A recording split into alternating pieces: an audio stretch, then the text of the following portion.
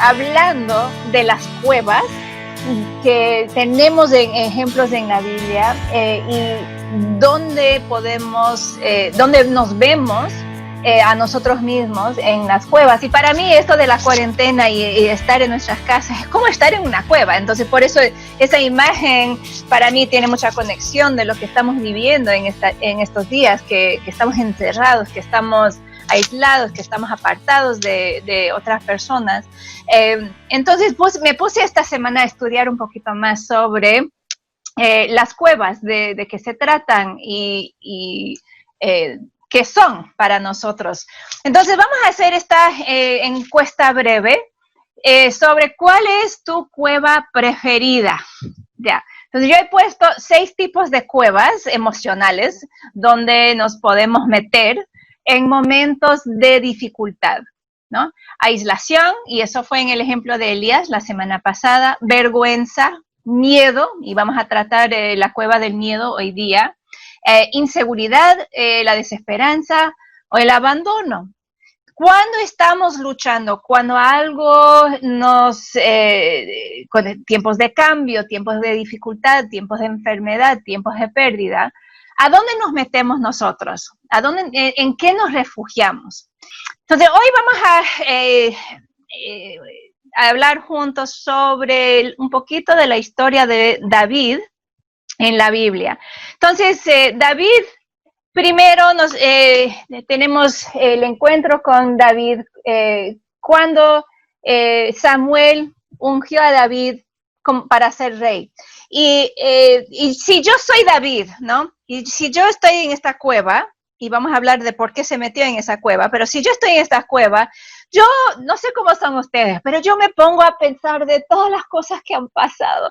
Ay, Señor, mandaste a Samuel para ungirme, pero ¿para qué? Mira dónde estoy ahora solito en esta cueva.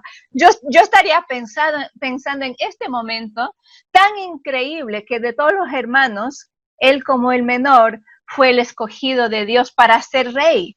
Y ahora estoy en mi cueva, no soy rey de nada, no tengo a nadie, estoy aquí solito, poniéndome a pensar en este momento de promesa que no se ve ni cumplida ni con posibilidad de ser cumplida en mis circunstancias del momento, pero hubo esa promesa. Y de ahí seguimos con la vida de David. En la Biblia nos cuenta de esta gran victoria con Goliat, ¿no? Con un piedrito él tumba este gigante. ¡Qué victoria! Y todos estaban alabando, danzando, cantando de David. Y qué gran cosa había hecho, qué gran soldado era. Y él se hizo soldado después de eso en el ejército del rey Saúl. Pero ¿qué pasa? Es que Saúl se pone muy celoso. Y David ya no es soldado, ya está tocando su arpa, es músico en el corte de Saúl. Y Saúl le ataca para quitar la vida. Entonces, David, por esto, tiene que huir. Entonces, ¿qué secuencia de acontecimientos, no? Ungido para ser rey, como el menor de su familia, qué gran promesa, mata a Goliat con el poder del Señor, qué gran victoria, están celebrando su nombre, qué gran fama, y ahora el rey mismo trata de matar a David y está huyendo por su vida. Todos decían esto, no es este David, cuando estaba huyendo, no es este David, el rey del país, no es él por quien danzaban y en los cantos decían Saúl mató a sus miles, pero David a sus 10,000. Entonces casi como, no burla tal cual, pero es como, ¿quién ahora? Míralo, pobrecito, ¿no? Qué desgracia. Y no sé cómo son ustedes esta mañana, pero yo escuchando eso después de todos esos acontecimientos, yo creo que me sentiría desechada, me sentiría con mucha vergüenza, porque había creído en la promesa y ahora, mira, todos están burlando de mí y mirándome así como, ay, pobre David, mira, se pensaba rey y ahora no tiene nada, ¿no? Entonces, este es una cueva de miedo, miedo por su vida. Por eso huyó, fue por su vida, no fue por cobardía, sino porque como el rey prometido, fue el consejo de que él tenía que guardar su vida. Entonces huyó al desierto y a esta cueva y estaba ahí solito, sintiendo ese miedo de su vida, sintiendo la pérdida de la promesa, sintiendo la pérdida de su reputación, la pérdida de su función. Yo creo que hay muchas cosas muy paralelas entre la situación de David y la situación de nosotros hoy día. Y para nosotros que pusimos que la cueva del miedo es la que más nos jala en momentos difíciles, entonces vamos a poder tener mucha empatía con la situación de David. Pero creo que todos nosotros en estos días estamos pasando por algo así. Eso del miedo, ¿no? Hasta aquí en los Estados Unidos, donde estoy, están en estos momentos hablando de abrir las cosas y dejar que los negocios se empiezan otra vez y las personas regresen al trabajo. Y una de las cosas que cuando hacen encuestas de la población, lo que están viendo es que aunque hay la libertad de hacerlo, la mayoría de las personas no quieren hacerlo, no quieren regresar al trabajo, no por no querer trabajar, pero por temor a lo que pueda pasar y que se puedan enfermar o que lo llevan a la casa y causan enfermedad para sus familias y sus conocidos. Entonces, eso del miedo nos hace a veces refugiarnos y decir no quiero salir. Y siempre cuando tenemos que correr a nuestras cuevas de refugio, siempre hay pérdida con eso, ¿no? Siempre hay pérdida de conexión, pérdida de contacto, pérdida de apoyo.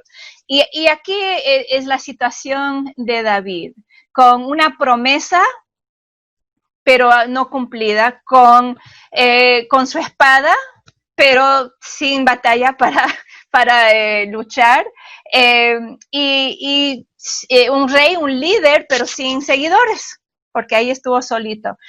Para nosotros también que estamos en ministerio, si somos pastores y tenemos nuestra costumbre de estar en la iglesia todos los días y en cultos todos los días, esto nos puede pasar a nosotros también, que sentimos, tenemos un ministerio, Señor, pero ¿dónde?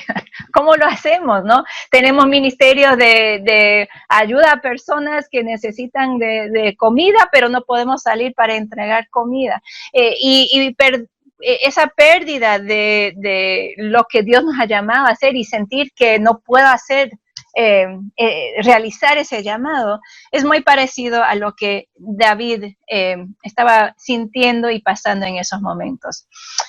Interesantemente, hay muchos salmos que David escribió en las cuevas, porque él pasó tiempo en más que una cueva. Esta era la primera cueva. En esta primera cueva, donde se había refugiado, él escribe Salmos 142, que dice, clamo al Señor, ruego la misericordia del Señor, expongo ¿qué? Mis quejas, desilusión con Dios, ¿no? Expongo mis quejas delante de Él y le cuento todos mis problemas. Cuando me siento agobiado, solo tú sabes qué camino debo tomar. Vaya donde vaya, mis enemigos me han tendido trampas. Busco a alguien que venga a ayudarme, pero a nadie se le ocurre hacerlo. Está solito, está aislado completamente. Miedo por su propia vida. Nadie me ayudará. A nadie le importa un bledo lo que me pasa, ¿no? Yo he sentido así. No sé si ustedes. Es posible que en estos días, en nuestras cuevas de cuarentena, tenemos momentos de sentir de esta misma forma. Lo que me encanta de este salmo, teniendo en mente esa imagen de David en su cueva, los soldados de los ejércitos de Saúl buscándole para matarle, para quitarle la vida, sin su familia, sin sus seguidores, sin su reputación, sin su reino, lo que él está haciendo es poniéndose delante del Señor tal cual como está, o sea, con todo lo que está sintiendo, clamando al Señor y externalizando lo que está sintiendo, ¿no? Nadie viene a ayudarme, a nadie le importa, ¿no? Es como, aquí estoy perdido. Y sigue diciendo, entonces, y ustedes que me han escuchado enseñar, sí me han escuchado muchas veces decir, tenemos que poner atención a esa palabra entonces. Yo creo que es una de las palabras más importantes en la Biblia, porque cada vez que hay un entonces está basado en lo que vino antes. Entonces lo que viene antes es ese clamor de David, esa angustia, ese sentido de abandono que él tenía en ese momento. Y por eso mismo está orando al Señor, no negando eso. Entonces oro a ti, oh Señor, y digo, tú eres mi lugar de refugio. Lo que David está diciendo aquí es, estoy refugiado en esta cueva físicamente, pero mi refugio actual eres tú. En verdad eres todo lo que quiero en la vida. Interesante, porque hace momentos él estaba diciendo que nadie viene a ayudarme, nadie me ayudará, a nadie le importa lo que me pasa. Entonces oro, tú eres mi refugio, eres todo lo que quiero en la vida. Entonces, ese es el cambio de enfoque que hablamos la semana pasada. Él cambia su enfoque de sus circunstancias a quién es Dios en medio de sus circunstancias. Y dice, oye mi clamor porque estoy muy decaído. Rescátame de mis perseguidores porque son demasiado fuertes para mí. Sácame de la prisión para que pueda agradecerte. Los justos se amontonarán a mi alrededor porque tú eres bueno conmigo. Entonces termina con esta declaración de fe, que los justos se amontonarán a mi alrededor. Otra vez tenemos que tener en mente esta imagen de David en su cueva, escondido en el desierto, perseguido, solito, y está diciendo que los justos se amontonarán. ¿Dónde? ¿Dónde están? Esa es una declaración de fe de parte de David, que él está declarando en fe que esto vendrá porque tú eres bueno conmigo. Y ese es el fundamento donde él se pone. La redención de las cuevas, entonces, ¿cuál es? Pensando en esta situación de David, de su cueva de miedo, lo que yo quiero proponer en toda esta serie de desilusión con Dios en las cuevas de la vida es que siempre, siempre, siempre hay una redención que Dios tiene para nosotros, no a pesar de las cuevas, sino en esas mismas cuevas. Él tiene algo que Él propone, que Él quiere hacer, si solo tenemos ojos para ver. Y escuchamos eso la semana pasada en la situación de Elías, que se sentía solito, aislado, el único que quedaba, y lo que vimos en esa historia era que Dios mismo vino a la cueva, vino a encontrar a Elías en la cueva y le habló. Entonces vamos a ver cuál es la redención hoy de la cueva del miedo en que se encontró David. La historia de esto se puede encontrar en 1 Samuel capítulos 21 y 22, y este es el principio del capítulo 22. David se fue de Gat y huyó a la cueva de Adulán. Y ahora mira algo muy importante. Cuando sus hermanos y el resto de la familia se enteraron, fueron a verlo ahí. Ya, pausa. Hace poco David estaba diciendo, nadie pone atención, nadie vendrá a ayudarme, estoy solito, no, nadie me va a rescatar. Y aquí tenemos, en el mismo momento que David está luchando con ese sentido de estar solo, sin ayuda, sin apoyo, los hermanos y el resto de su familia están enterándose de su situación. Inmediatamente fueron a verlo ahí. David, en su momento de soledad en su cueva, él no supo que eso estaba pasando, porque Yo creo que la señal de internet era pésima en esa cueva. Yo no creo que alcanzó, y sus megas se habían acabado seguramente. Yo creo que ya la pila ya tampoco tenía carga, entonces pobrecito, sin celular, sin wifi, sin computadora, sin teléfono, ¿qué iba a hacer, no? Él no podía recibir noticias del mundo afuera. Él solo tenía conocimiento de lo que podía ver, que era su cueva. Pero en ese mismo momento, sus hermanos y el resto de la familia están preparándose para ir a donde él está. Tantas veces, hermanos y hermanas, tantas veces, yo diría casi siempre, porque Dios siempre está trabajando en nuestros momentos de cuevas, estar en cuevas, no vemos lo que Dios está movilizando a nuestro alrededor o más allá. No lo vemos aún, porque nosotros estamos aquí en nuestras cosas, en nuestras circunstancias, en estos tiempos de pandemia, en nuestras casas. Estamos encerrados con la situación que estamos viviendo y no tenemos conocimiento de lo que se está movilizando allá afuera. Pero igual que con David, si ponemos el filtro de quién es Dios, podemos confiar que Él está haciendo algo, porque esa es su promesa. Aún no lo vemos cumplida, pero es su promesa. Entonces, en su momento de sentir abandonado y solito, los mismos hermanos y familia están preparándose para ir a él. Otro punto de esto es que, ¿qué hacemos nosotros cuando escuchamos que uno de nuestros seres queridos está en una cueva emocional, una cueva de depresión, una cueva de adicción, una cueva de suicidio, una cueva de pornografía, una cueva de lo que sea?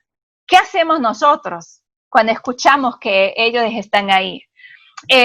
Podemos ser como la familia de David y responder a Dios y decir, tenemos que ir y buscarlo, tenemos que ir a la cueva donde están ellos, ¿no? No ponernos en la iglesia y con micrófono decir, oye, todos ustedes que están en cuevas, vengan. No, igual que Dios nos busca en las cuevas, Dios moviliza a su familia a buscarle a David en su cueva. Yo creo que en esto también tenemos algo instructivo y un llamado a nosotros como creyentes de ir a las cuevas de las personas necesitadas, las personas con miedo, las personas que están encerrados en algo. Nosotros tenemos la responsabilidad en amor de ir y buscarlos y verlos ahí. Entonces, eso para mí es muy interesante en ese primer versículo. Ya, siguiendo con versículo 2. Además, se le unieron muchos otros. Ya, ¡ay, qué bonito se parece eso!, ¿no? Ahora el rey tiene personas que vienen entrando y dice más luego ahí que unos 400 hombres se acercaron a David. Ahora sí tiene sus seguidores como rey, tiene un ejército, pero ¿quiénes fueron? Se le unieron muchos otros que estaban en apuros, cargados de deudas o amargados. Pausa. Yo no sé cómo son ustedes, pero si Dios me manda 400 personas amargas, yo no sé si voy a sentirme tan agradecida, ¿no? ¿Sí o no? No, yo quiero personas fuertes, yo quiero personas de fe, yo quiero personas valientes, yo no quiero personas endeudadas y amargas, pero esas fueron las personas que empezaron a buscar a David.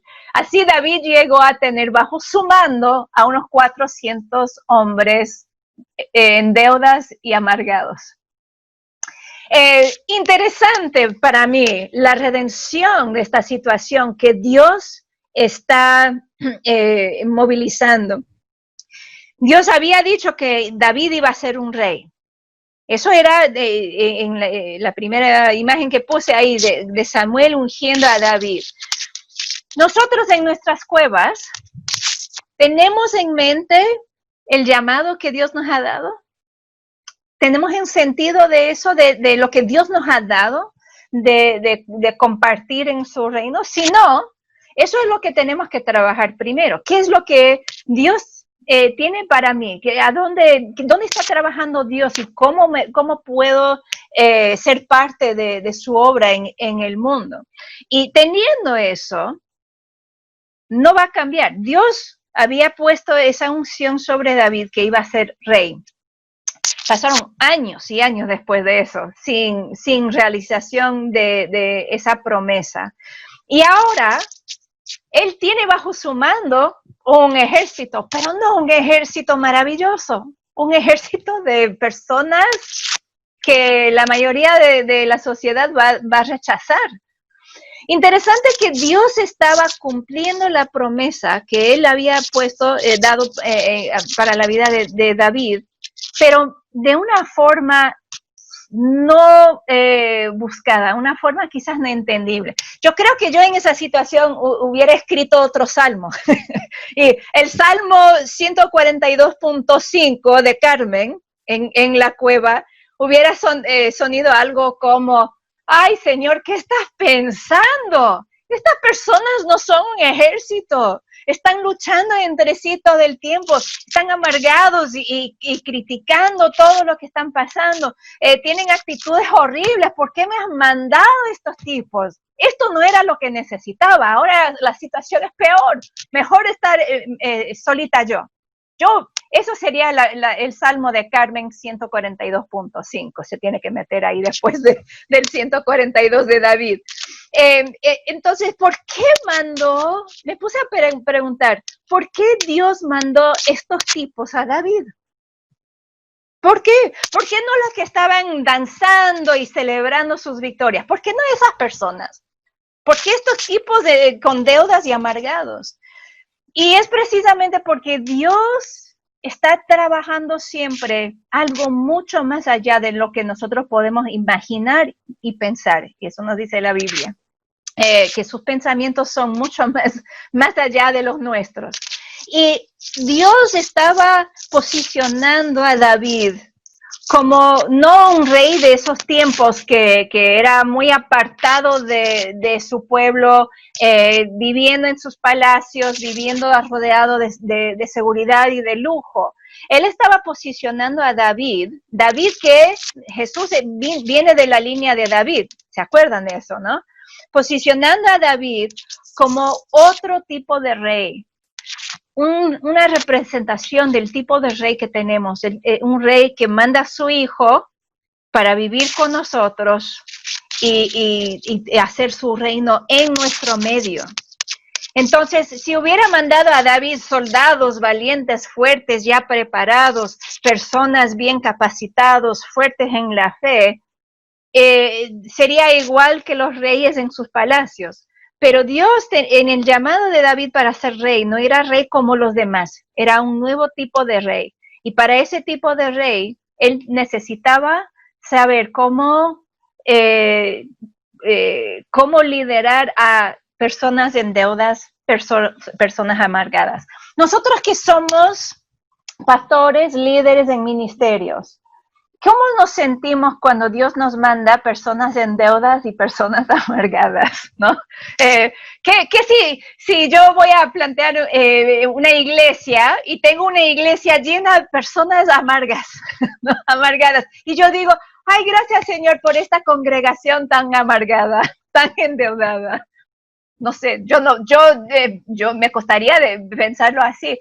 Pero yo creo que eso es lo que Dios quiere para nosotros. Él no nos mandó, hasta Jesús mismo dice que no vino para buscar los sanos, sino los enfermos, los que estaban en prisión. Él buscó prostitutas, coleccionadores de impuestos, ¿no?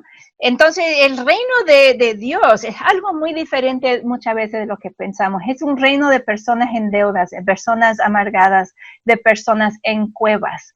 Y estaba posicionando a David para realizar su promesa con el propósito que Dios tuvo para eso, no con el propósito de los hombres. Entonces, para mí estos dos versículos de 1 Samuel 22 tienen mucho para nosotros reflexionar. ¿A quién buscamos en nuestros ministerios? ¿Resistimos las personas necesitadas, las personas que no nos hacen lucir bien, o recibimos con gozo las personas en deudas o amargadas, o salimos a buscar a esas personas en sus cuevas. Porque si lo hacemos, yo creo, como me han escuchado decir casi cada semana, yo creo que Dios está movilizando su iglesia en estos días para algo nuevo, una iglesia fuera de los edificios, las estructuras, que va a las personas y extiende el reino a las cuevas donde están refugiados, escondidos las personas, luchando. Y si hacemos eso, tendremos de noche a día 400 hombres. Endeudados, amargados, pero 400 hombres. Y así es como la iglesia de Dios va a explotar y crecer grandemente. La redención de esta cueva del miedo, donde David se encontraba. ¿Qué es lo que podemos llevar con nosotros? Y el primer punto que vamos a ver en todas las cuevas que vamos a estudiar juntos, porque quiero seguir con esta serie en las semanas que vienen, vamos a ver que igual con Elías, igual con David, Dios siempre nos busca y nos encuentra ahí donde estamos. Él no se pone a distancia diciendo, oye Carmen, tú tienes que salir de tu cueva y venir acá donde yo estoy.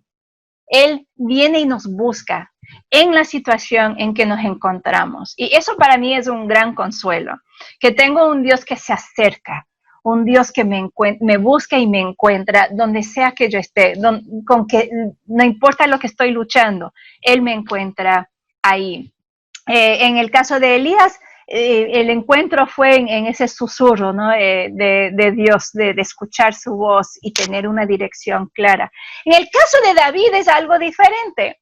En esa historia, en la manera en que Dios respondió y encontró a David, respondió a su clamor, fue por mandar la familia y estos hombres en deuda y amargados, ¿no? Esa fue la respuesta. Entonces, a veces Dios nos encuentra a través de otras personas, pero sí nos encuentra, sí nos va a buscar y sí nos va a responder.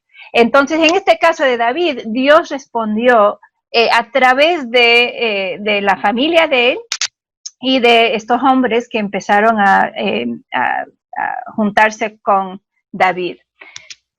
Segunda redención que podemos ver aquí es que Dios siempre está movilizando sus propósitos.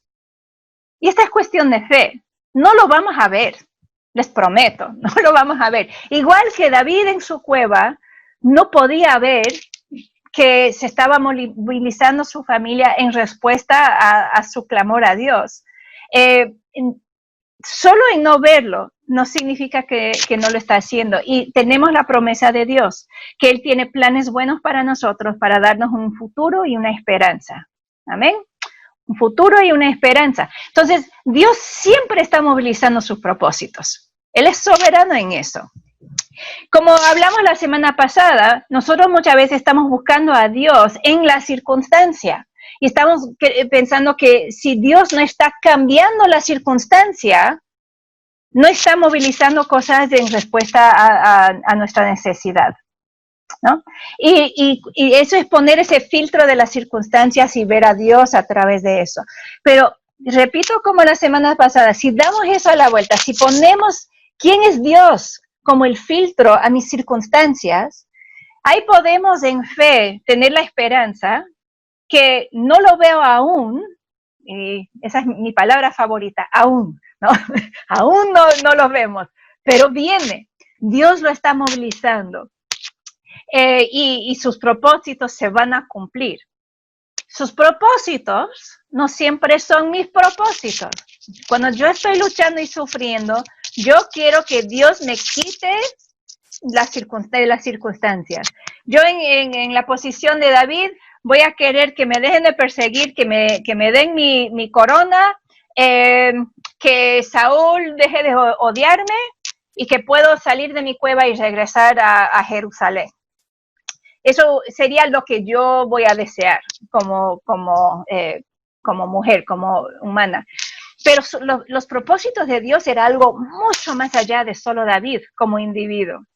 Él estaba respondiendo a la necesidad de David, encontrándole en su circunstancia, pero también movilizando la circunstancia para cumplir algo mucho más allá, un nuevo tipo de rey, un diferente tipo de reino. Y estaba dando una muestra de lo que iba a venir con Jesús y el reino de Jesús que él trajo cuando vino al mundo para estar con nosotros. Tercer punto. En la cueva del miedo, Dios forma nuestra identidad. Y este punto para mí, hasta cuando lo estaba escribiendo, yo dije, ¡ay! Esta es la parte que no me gusta, Dios. Ay, Señor, ¿no? Porque cuando el enfoque es en mi clamor, entendiblemente viene, Dios, estas circunstancias son horribles, ¿dónde estás? ¿Por qué está pasando esto? Esto no era la promesa que me diste, ¿por qué estoy aquí? En esos momentos, si yo puedo reconocer que Dios está queriendo formarme a mí primero, Él quiere hacer este trabajo, Él tiene su propósito más allá de mi propia persona individual. Pero lo que Él quiere, su propósito principal, no se trata de la circunstancia, sino se trata de su hija, de su hijo, de quién soy yo, de cómo soy yo como hija en relación con mi Dios. ¿Cómo confío o no confío? ¿A qué temo o no temo? Entonces, en las cuevas, si podemos confiar en esos primeros dos puntos, que Dios siempre nos va a encontrar, siempre me va a responder. Dos, que Dios siempre está movilizando sus propósitos, aunque yo no lo vea aún. Ahí yo puedo decir, ok, Dios, estando en esta cueva, ¿qué quieres hacer conmigo? ¿Qué quieres hacer conmigo? Para el rey David, él se hizo un hombre que en el Antiguo Testamento tenemos muchas veces, también en el Nuevo Testamento, que fue nombrado un hombre que tenía el corazón de Dios, cerca del corazón de Dios. Este hombre, solito en la cueva, este rey sin corona, este soldado sin batalla, este líder sin seguidores al principio. Dios estaba formando la identidad de David como un hombre cerca de su corazón. Y eso pasó en la cueva, no pasó en la unción de Samuel, no pasó en la victoria sobre Goliat, pasó esto fue algo que solo vamos a poder lograr en las mismas cuevas de la vida. Entonces se podría decir que es redención de la cueva, pero yo creo que más que todo es redención en la cueva, en el miedo, cuando yo puedo clamar a Dios, cuando yo puedo poner mi enfoque en Él y no en la circunstancia, cuando confío en fe, que los justos se amontonarán, aunque me siento solita y aislada de todos, que Dios está haciendo algo, aunque yo no lo vea.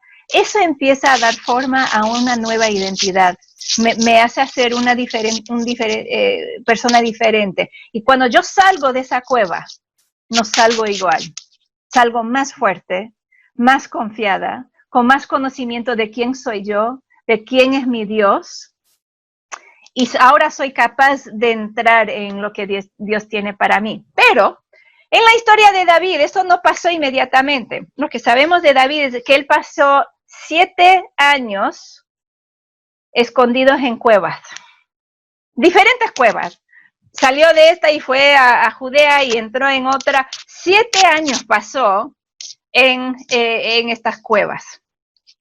Yo no he pasado 7 años en una cueva, viviendo ahí. No creo que me gustaría tanto, mojado, sucio, oscuro.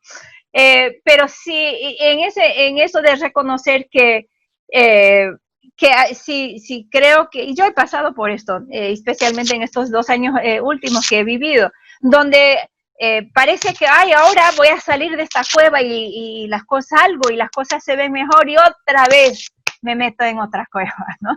Esto es lo que pasó con David.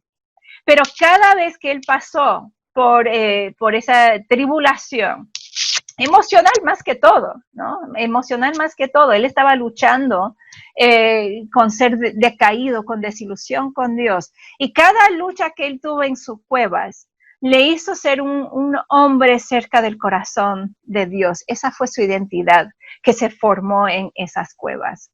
Entonces, mi pregunta esta mañana para todos nosotros, y me incluyo en eso, es ¿cómo respondo yo a las cuevas de mi vida? ¿Cómo respondo a los momentos donde siento que no hay recurso, donde todo lo que he hecho se ha perdido, todo lo que se había prometido no ha pasado? Que nadie me está apoyando, que nadie está aquí conmigo. ¿Cómo voy a responder a eso? Y cuando vemos a personas en sus cuevas, ¿cómo vamos a responder a ellos? Vamos a responder diciendo, ay, pues tan pronto como deseas salir de tu cueva y venir a la iglesia donde estamos nosotros, bienvenido. Pero eso no es el ejemplo. Es que Dios, si alguien está en una cueva, Dios va a poner a esa persona en el corazón de uno de sus hijos, para que podamos buscar a esa persona y encontrar a esa persona en esa cueva como respuesta de Dios a su vida.